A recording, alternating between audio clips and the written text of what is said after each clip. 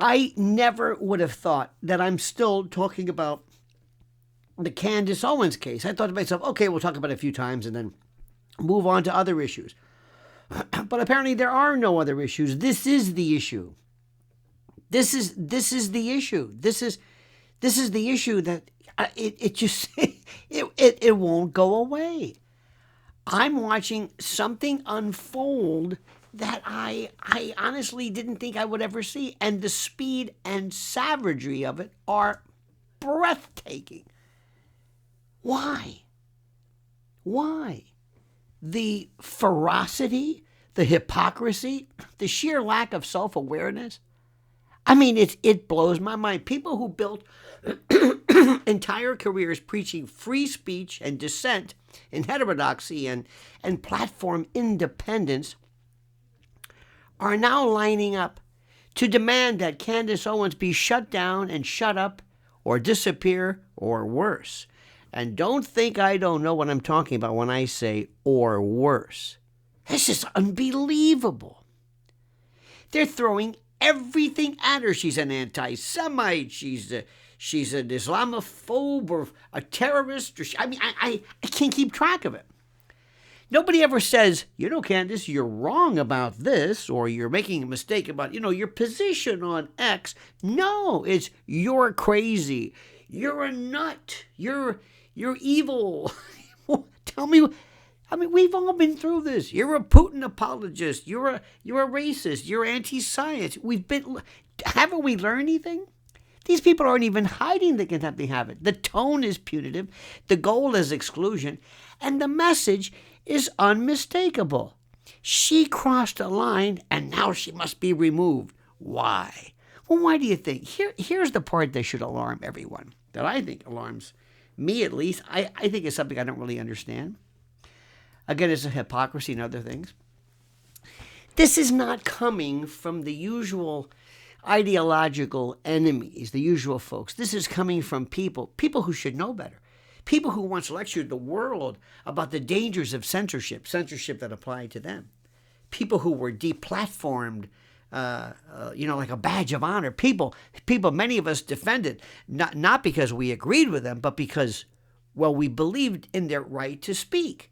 I mean, it's axiomatic. It is definitionally American. And those same people are now openly calling for Candace Owens to be somehow sidelined and erased. Why?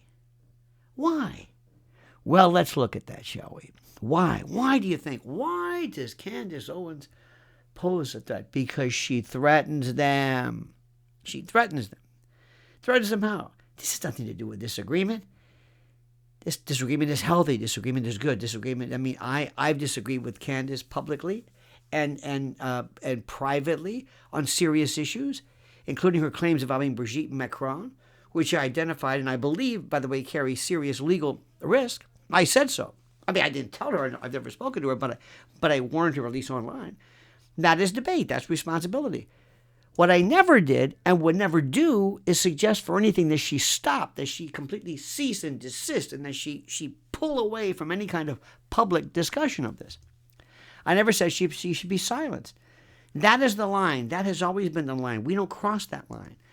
What is happening now completely bulldozes that line, and it just crushes it. It's like nothing I've ever seen before. And nobody seems to notice it. And I don't know why. Maybe I just might be missing it. Maybe I'm just an idealist. Maybe. There are things I've disagreed with about Alex Jones where I thought, I wouldn't have said that, or I wouldn't have said it that way. But nobody asked me. But still I say, you say it whatever you want. Argue with him, disagree with him, but don't shut him down. Don't deplatform him. Same thing with Nick Fuentes. He says stuff that sometimes I'm thinking, this is not right. Say it. But deplatform him? Put him on no-fly list? I mean, what the hell is going on here? That's always been my position. It should be yours as well. But what I never, ever, ever did, and would never do, is to suggest that she be silenced and shut up and shut down. That's the line. That's the line I don't cross. That has always been the line I don't cross. That's it. And what it is right now, what is happening right now is so dangerous and so frightening and so unbelievable that it never ceases to amaze me in terms of how dangerous this is. And we have got to stop this. But first, we have to recognize kind of who's involved with this and what's being said and why.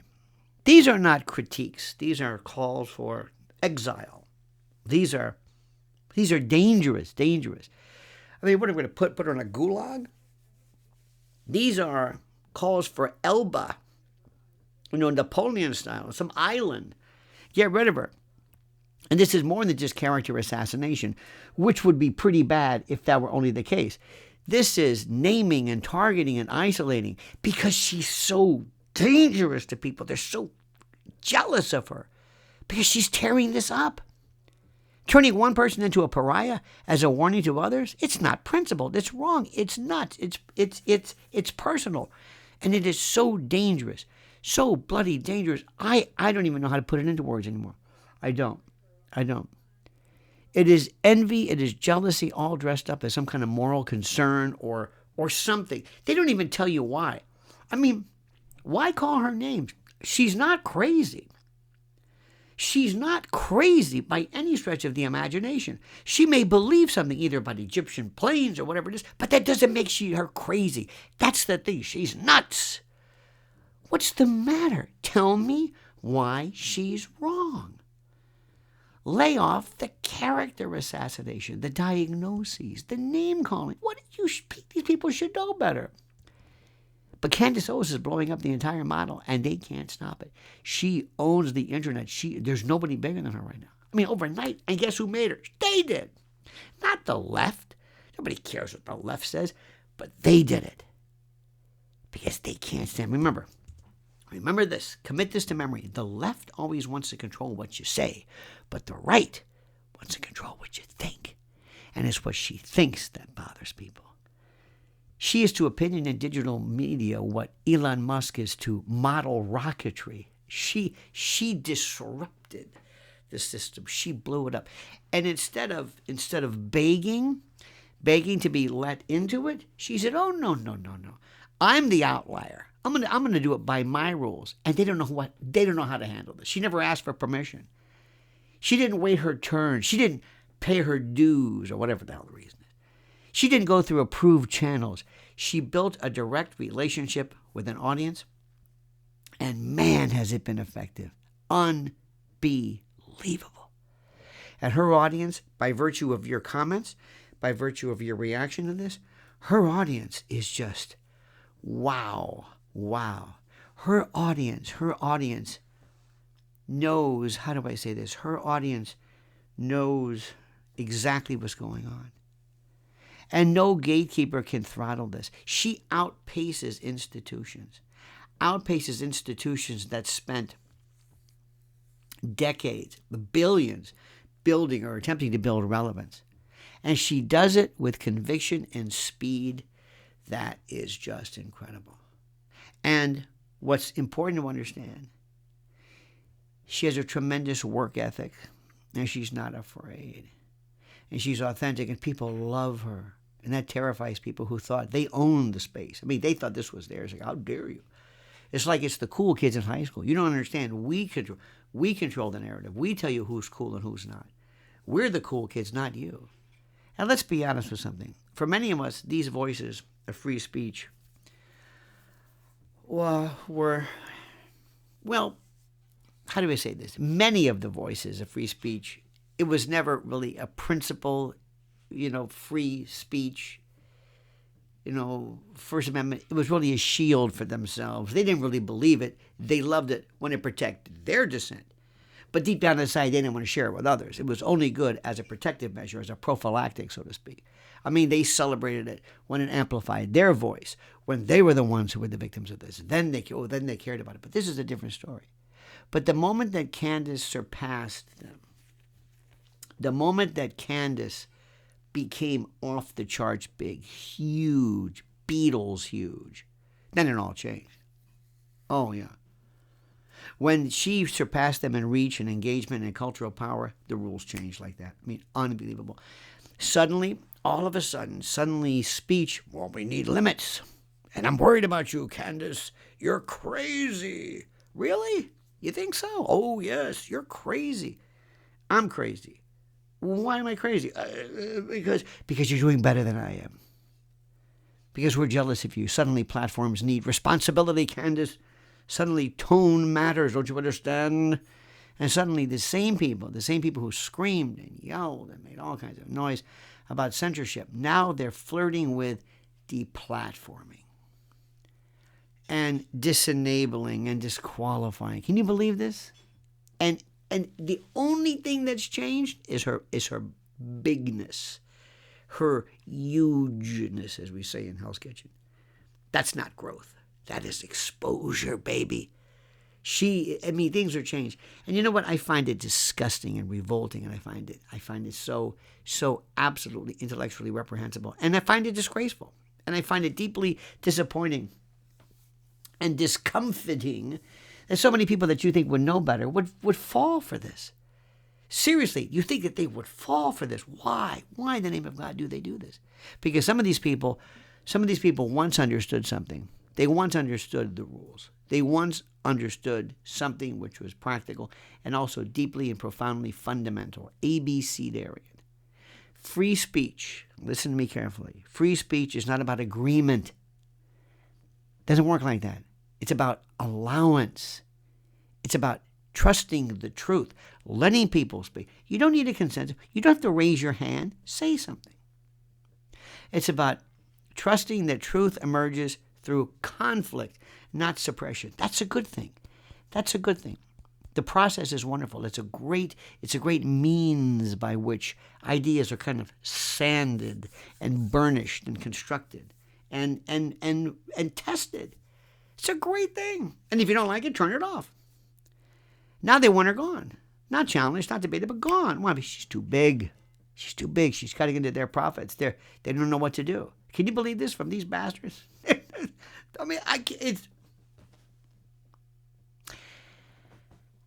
that tells you something. It tells you everything. Apparently they are not confident in their ideas, in their own ideation, their own thoughts, their own theories, their own philosophies. They're not secure in their own relevance.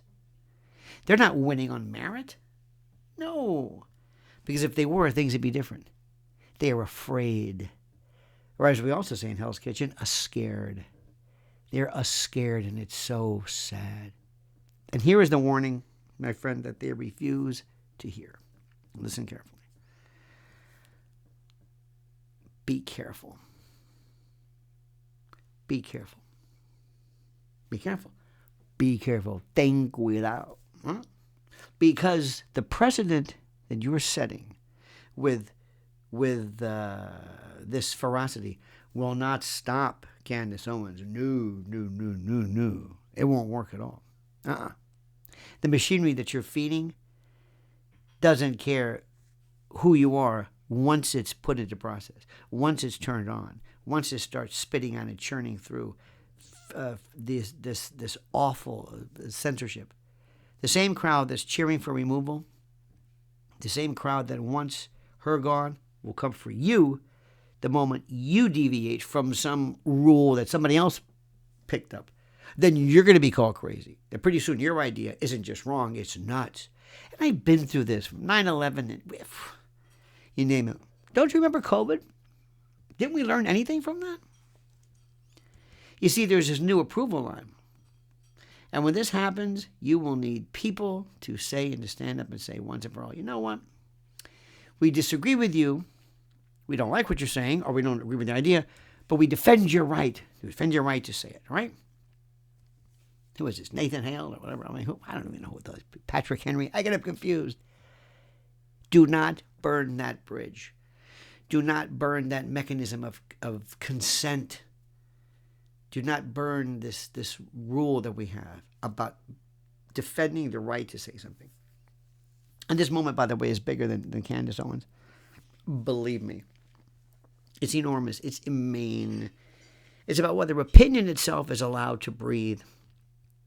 It's about whether the idea of conveying an idea, it has some kind of inherent natural right to be heard. whether the digital public square agrees with it or not, it remains open or becomes managed. That's what we're talking about right here. I mean, we've been fighting so long to get this open, people bringing back. We were all deplatformed and stovepiped and cherry-picked and moved on. And now we're finally getting back in store. And the people of the right, supposedly our colleagues, they want her to be shut down. And whether influence is earned through persuasion or granted through approval, that doesn't really matter. What is important is to understand something. And this, I think, is one of the many, many axiomatic truths here. Whether dissent is tolerated only when it's small or allowed, even when it's powerful, it doesn't really matter. We must understand something very, very, very, very, very, very carefully. Remember something, and remember it big time. Remember all of the things that you must understand and recognize.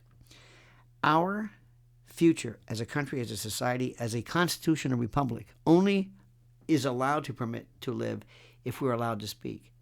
And Candace represents something that cannot be put back in the bottle, back in the tube, back in its little box, because independence is at scale here. This is the end of the permission-based relevance. This is different. What happens when an individual voice bypasses, again, I keep saying this, but bypasses this institutional, control, or bypasses institutions entirely and speaks directly to millions? That's what we're trying to do. You see, that scares them. They don't like that. They still don't like the fact that I can speak with you whenever I want and you can listen whenever you want.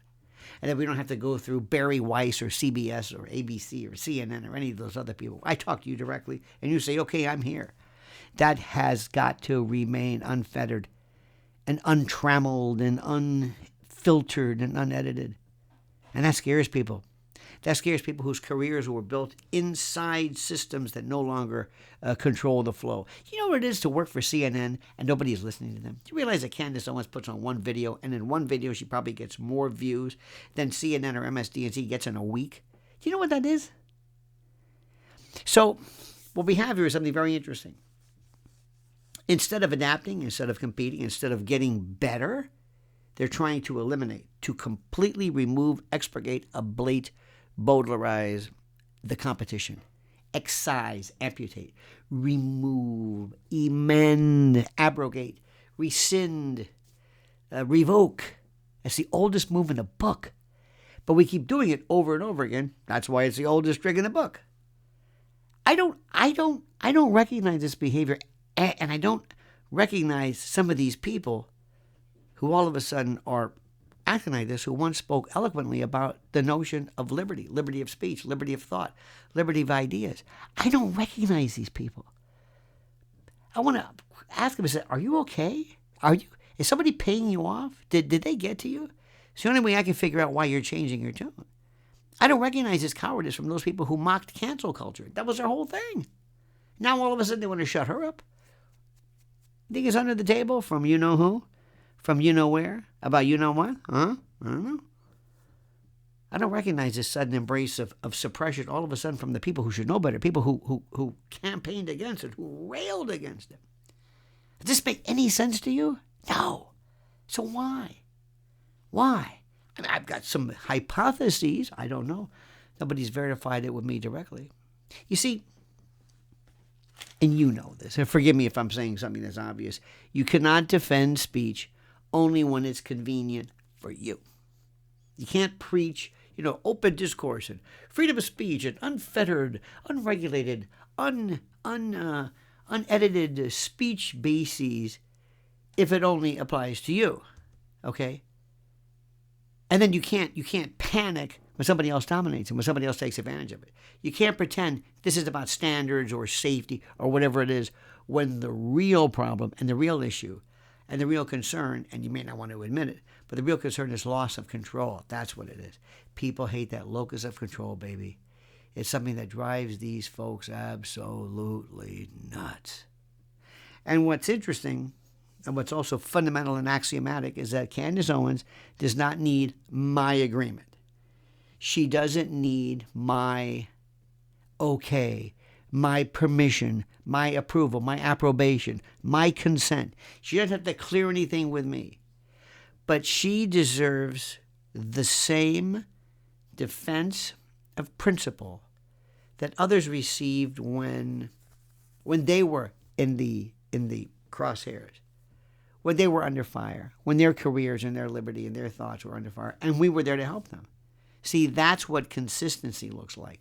That's what adulthood is like. That's what freedom looks like. I mean, we're supposed to be not only looking out for the truth, but looking out for each other, especially when we all theoretically share this commonality of experience. This is not about personalities or feuds or any of that stuff. And maybe it's the inherent pettiness of some of these people that can't get away from this. It's about whether the words and the idea and the speech and the free speech ever meant anything at all, or whether it was just some kind of a joke. Was it just branding? Is that it? And if you abandon, what's important? If you abandon the principle and the tenets and the formulaic, so to speak. If you destroy the tenets of free speech now, don't expect anyone to defend you later. I can't say that enough. I know I'm repetitive, but that's exactly what's going on. What you do to me, you do to the least of my brethren, Because this moment, my friends, this moment that we're in right now, this moment, this movement, this event, this was never supposed to be about deciding who gets to speak or who gets to ideate. No. It was supposed to be, theoretically, last time I checked, it was supposed to be about making sure that everyone, and I mean everyone can, that everybody can speak. And the moment, the critical moment, that point in time that we forget is the moment that we lose everything, where it's over, it's finished, we are done. And then we lose everything that we claim to stand for. And that's exactly right. And the moment that happens, it's over. So, my friends, I say to you, especially if you love the First Amendment, if you love the spirit of the First Amendment, if you love the idea of speech, you will take great heed of what I say. Let me thank you for following us here. Please like this presentation. Hit that little bell so you're notified of live streams and new videos. Subscribe to Lionel Legal. This is our sister channel, so to speak. Or is it a brother channel? I don't know. I don't think gender matters. I appreciate your great comments. I have some comments attendant to this, which are very important, which are very critical. And I want you to look at them as well. Some questions for you to ask and to consider. And please accept my thanks for you being a part of this. And also enjoying the participatory involvement, which is so critical, especially during one of the most fundamentally critical issues, that of free speech.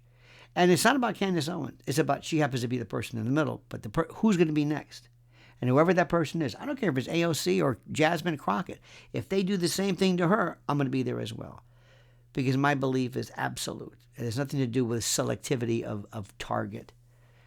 So I thank you, my friends. And now I ask you very politely and respectfully to comment as you see fit.